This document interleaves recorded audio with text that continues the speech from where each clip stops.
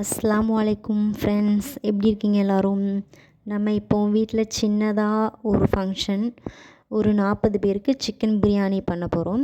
எப்படி செய்வதுன்னு பார்ப்போம். நம்ம இப்போ பாத்திரத்தை அடுப்பில் வச்சு நெய் ஊற்றிக்கிடுவோம். நெய் ஊற்றி ஆட் பண்ணிக்கிடுவோம். தேவையான நெய் ஊற்றிக்கோங்க. தேங்காய் எண்ணெய் 2 லிட்டர் ஊற்றிக்கோங்க. ஊற்றிட்டு சூடானதும் பல்லாரி போட்டுக்கோங்க.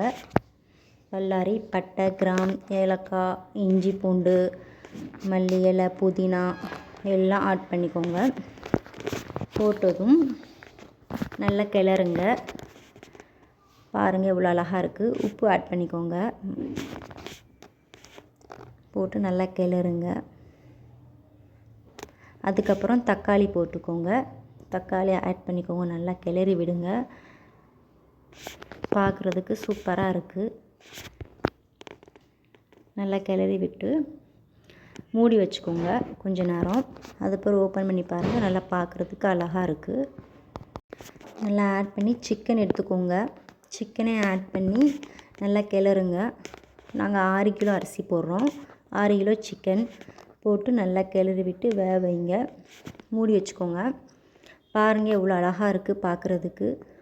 சிக்கன் டேஸ்ட்டாக இருந்தது. பிரியாணி நாங்கள் சாப்பிட்டோம். இப்போது தண்ணி ஊற்றிக்கோங்க. தேவையான அளவு 6 கிலோ அரிசி, அது தக்கன தண்ணி ஊற்றிக்கோங்க. நாங்கள் 1 கப் அரிசிக்கு 1.5 கப் தண்ணி ஊற்றிக்கோங்க. அந்த அளவுக்கு சேர்த்துருக்கோம். இப்போ அரிசி ஆட் பண்ணி வெந்த பிறகு தம் போட்டோம். பிரியாணி ரெடி. லைக் பண்ணுங்கள், ஷேர் பண்ணுங்கள், கமெண்ட் பண்ணுங்கள்.